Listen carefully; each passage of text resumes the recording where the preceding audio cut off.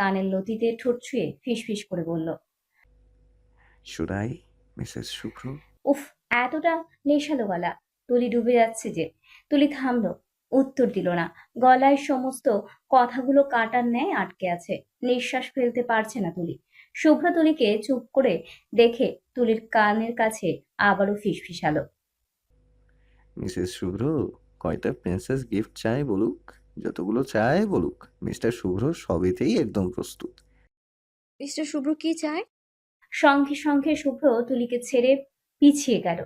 তুলির লাজুক মুখটার দিকে চোখ বড় বড় করে বলল, এই ক্রিকেট টিম শিওর তো? এতগুলি বাচ্চা ধকল সামলাতে পারবে? পারলে চলো আজকে থেকেই প্রসেসিং শুরু করি। দুষ্টু হেসে দু হাত তুলির দিকে বাড়িয়ে এগিয়ে এলো শুভ্র। তুলি হাঁ করে এতক্ষণ শুভ্রর দিকে চেয়েছিল। নিজের কথার অর্থ এতক্ষণ বুঝতে না পারলেও শুভ্রর দুষ্টু হাসি দেখে এখন ঠিক বুঝলো। শুভ্র তুলিকে ছোবে তার আগেই তুলি চায়ের কাপ দুটো নিয়ে উঠে গেল বিছানা থেকে। শুভ্র ভ্রু নাড়িয়ে তাকালে তুলি হেসে বলল, দিল্লি अभी बहुत दूर है। স্বপ্ন দেখা বন্ধ করুন ডক্টর সাহেব। এই কি বল? শুভ্র তুলিকে পাকড়াও করতে চাইলে তার আগেই তুলি চায়ের কাপ দুটো নিয়ে পালালো।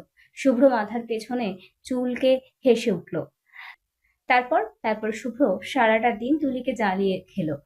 তুলি যেখানেই যায় বারবার তুলির কানের কাছে এসে জানায় ক্রিকেট টিম কিভাবে বানানো যায়। একটা ক্রিকেট টিমের উপকারিতা কি? নিজেদের বাসা থেকেই একটা ক্রিকেট টিম তৈরি হলে দেশের কত বড় লাভ। এইসব শুভ্রর আজকের সারা দিনের কথা বলার টপিক। এই তো এখন সবাই খেতে বসেছে। শুভ্রর দুষ্টুমি এখানেও একটা সময় শুরু হয়ে গেল। খাবারের এক ফাঁকে খপ করে তুলির হাত ধরে নেয়। থমকে যায় তুলি। আর চোখে শুভ্রর দিকে চেয়ে টেবিলে বসে থাকা আফরোজার দিকে চোখ ঘুরায়। আফরোজা খেতে মগ্ন।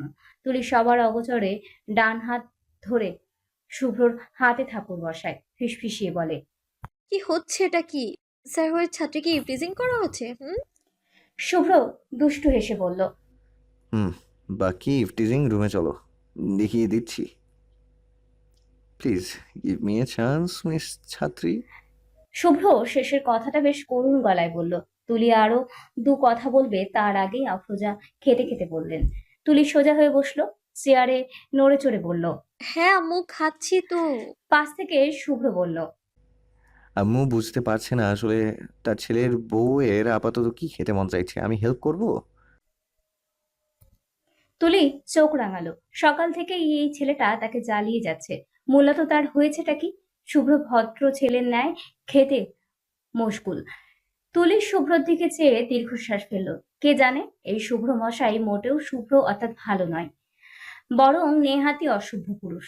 ইস, তুলি যদি এই মানুষটার অসভ্যতা সবাই জানাতে পারতো, একদম টাই টাই ফুস হয়ে যেত এই ভদ্র মুখোশ পরা অসভ্য পুরুষের। শুভ্র এখনো তুলির হাত চেপে ধরে আছে। তুলি ভালো করে খেতেও পারছে না। সারাদিন পর খেতে বসেছে, শুরু হয়েছে তার অসভ্যতা। তুলিও একটা সময় বিরক্ত হয়ে বলল, মশাই, এসব ছোঁয়াছুঁয়ি আমরা রুমে গিয়ে করি। শুভ্র দুষ্টু হাসলো। তুলির দিকে চেয়ে ফিস ফিস করে বলল, ক্রিকেট টিম বানাবে বললে তাহলে তো সবসময় ছোঁয়াছুঁই is must, Mrs Shubhra. I am trying my best to make a cricket team, you know. Shubhra ডান চোখটা টিপল। তুলি হা হয়ে যায় শুভ্রর দিকে তাকালো। বিকেলের কথা নিয়ে এখনো টিজ করে যাচ্ছে। তুলি এবার জোর করে নিজের হাত শুভ্রর থেকে ছাড়িয়ে নিল। তারপর শুভ্রর দিকে ঝুঁকে ফিসফিস করে বলল, দুটি সন্তানের বেশি নয়, একটি হলে ভালো হয়। মিসেস শুভ্র সম্পূর্ণভাবে এই রুলসে বিশ্বাসী। এর বেশি আবদার করা মিসেস শুভ্রকে লজ্জা না দেওয়ার জন্য অনুরোধ জানাচ্ছি মিস্টার শুভ্র মশাইকে। রাতের খাবার শেষ করে তুলি বাসনপত্র রান্নাঘরে নিয়ে যাচ্ছিল। আফরোজা হাত মেলাতে চাইলেন কাজে। তুলি জোর করে তাকে রুমে পাঠিয়ে দিল। তারপর নিজে একা একাই বাসনপত্র নিতে লাগলো রান্নাঘরে। হঠাৎ শুভ্র হাত ধুয়ে এসে নিজেও একটা একটা করে বাসন রান্নাঘরে নিয়ে এলো। তুলি শুভ্রকে কাজ করতে দেখে হৈ হৈ করে উঠে বলল। কি করছেন? আমি পারবো, কটা বাসনই তো। শুভ্র গ্লাসগুলো রান্নাঘরের বেসিনে রেখে বলল, হাতে হাতে করলে দ্রুত শেষ হবে। আচ্ছা, হাতে হাতে করলে দ্রুত শেষ হবে। আমি বাসন আনছি, তুমি এগুলো ডিশওয়াশারে দিয়ে দাও। শুভ্র বাসন রেখে আবারও ডায়ে নিয়ে গেল। তুলি মৃদু হেসে শুভ্র যাওয়ার দিকে চেয়ে থাকলো। অমন একটা সোনার মানুষ আল্লাহ তুলির কপালে রেখেছিলেন। তুলি হালকা হেসে সব বাসন ডিশ ওয়াশারে রেখে দিল। তুলি তরকারিগুলো ফ্রিজে রাখছে। শুভ্র হাত ধুয়ে তুলির পাশে এসে দাঁড়ালো। তুলি বলল। রুমে যান, আমি এটুকু করে নিচ্ছি। শুভ্র এবার কথা শুনলো। এগিয়ে এসে তুলির কপালে চুমু খেয়ে অশান্ত গলায় বলল। দ্রুত আসো, অপেক্ষা করব। শুভ্র তুলির দিকে চেয়ে দুষ্টু একটা হাসি উপহার দিয়ে রুমে চলে গেল। তুলি অবাক হয়ে তরকারির হাতে শুভ্রর চলে যাওয়া দেখলো। পরপর হালকা হেসে আবারও কাজে মন দিল। আজকের রাতটা কেমন অদ্ভুত, শুনশান। আকাশের মাঝখানে মস্ত বড় এক চাঁদ। আজকের রাতটা যেন ডাকছে কাউকে, আহ্বান করছে এক নতুন শুরুর। তুলি আফরোজার সঙ্গে রান্নাঘর সামলে নিজেদের বেডরুমে এলো। শুভ্র বারান্দায় বসে আছে, কোলের উপর ল্যাপটপ। অথচ সে ল্যাপটপ দেখছে না, মাথা তুলে আকাশের দিকে চেয়ে রইল বেশ খানিক সময়। তুলি হালকা হেসে দরজা লক করে ধীর পায়ে শুভ্রর কাছে এসে দাঁড়ালো। শুভ্র আনমনে আকাশ দেখছে। তুলি আর তাকে বিরক্ত করলো না। রান্নাঘর থেকে এসে গায়ে ঘাম, তাই সোজা ওয়াশরুমে চলে গেল। ওয়াশরুম থেকে একদম গোসল করেই বের হয়েছে। ওয়াশরুম থেকে বেরিয়ে এসে তুলি অবাক, বাইরে এখন বৃষ্টি নেমেছে।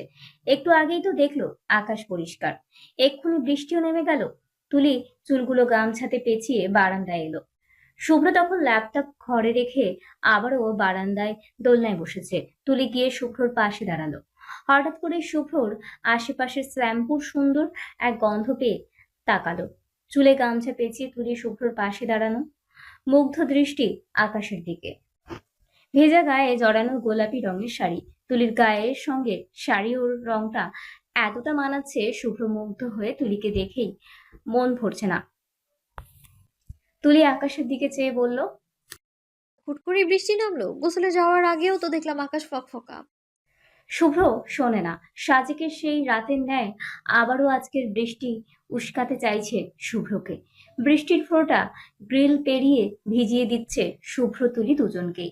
শুভ্রর সাদা টি শার্ট ভিজে গেছে অনেকটাই। শুভ্র মুগ্ধ হয়ে দোলনা থেকে উঠে তুলির পেছনে এসে দাঁড়ালো। গামছায় তুলির ভিজে চুল খোপা করা, কপালের উপর ভিজে কয়েকটা চুল পড়ে আছে। মারাত্মক একটা দৃশ্য। শুভ্র তুলির পেছনে দাঁড়িয়ে আলগোছে হাত বাড়িয়ে তুলির চুলের গামছা খুলে দিল। ভিজে চুল সব ঘাড়ে ঝরঝরিয়ে পড়তেই তুলির গা শিরশির করে উঠল। ঘাড় ঘুরিয়ে শুভ্রর দিকে তাকালো। শুভ্রর চোখে চেনা পরিচিত সেই একই নেশা। ছোঁয়াচে রোগের ন্যায় তুলির মধ্যেও সঞ্চারিত হলো সেই একই নেশা। শুভ্র তুলির ভিজা চুলগুলো ঘাড়ের পাশ থেকে সরিয়ে ডান কাঁধে ছড়িয়ে দিয়ে মুখ ডুবালো তুলির ঘাড়ের নরম অংশে। তুলি শিরশিরিয়ে উঠে পরনের শাড়ি খামচে ধরল।